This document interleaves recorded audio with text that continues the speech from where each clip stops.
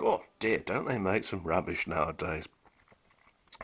This thing looks like a miniature boombox, doesn't it? Well, it looks like it's about as far as it gets.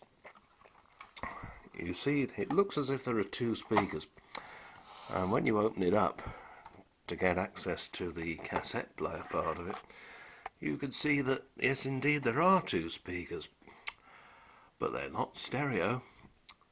They're tiny little 2.5-inch things, and they're wired in parallel. They are actually mono.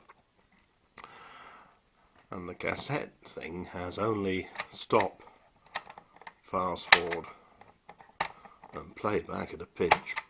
The mechanism feels horrible. It's all sort of creaky thin plastic and bean can thick metal.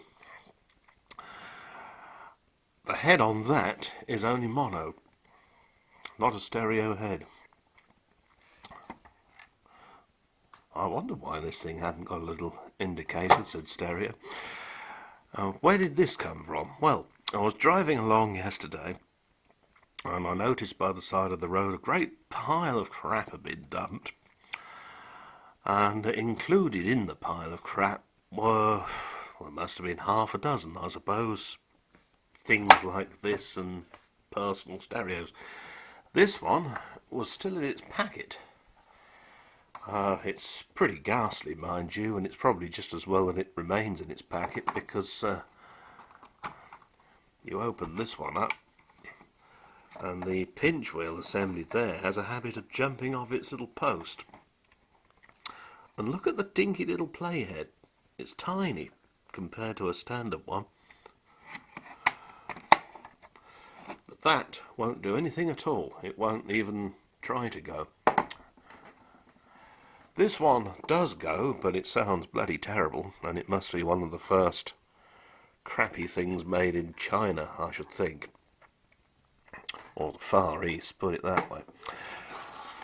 There were a couple of old computer printers as well, which I stripped for the motors and so on, because they might be useful for something, but the rest of it's had to go.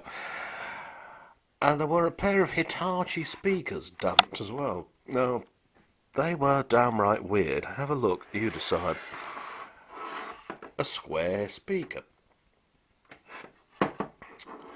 Alright, if you're playing country dance music for a square dance, I imagine anybody else need not apply.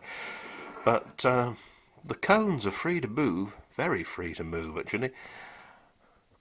They were in very solid chipboard boxes, which were unfortunately rather too damaged to bring back here and use. Well, for anything except firewood, that is. So that's what I'm doing with those. And then you got these dinky little tweeters. There was also a rudimentary crossover in each, which I've saved. So heaven alone knows what these things will sound like. They're very, very free running. So I should imagine the bass response would be pretty good. And they're both intact. And cones are a bit faded where they've been probably in the sun. But other than that, they should be alright. Look at the size of the magnet in relation to the thing. It's enormous. 8 ohms. The cone has a, as I'm much mistaken, a foam surround to it. It could be rubber, but it looks more like foam. Maybe something in between the two, for all I know. But there you are. So that was the findings for yesterday. And even one of these, a video cassette head cleaner. I don't think I'll be trusting that on any equipment I have. But it has got a little bottle of head cleaner. So if that's still alright, that'll still be useful. Oh dear, the things people throw away, hey, but I can understand why. This sewer lot, sewer seems to be the right word. Anyway, time to do something for lunch already. I don't know where the morning's gone. Anyhow, bye for now, and see you again soon.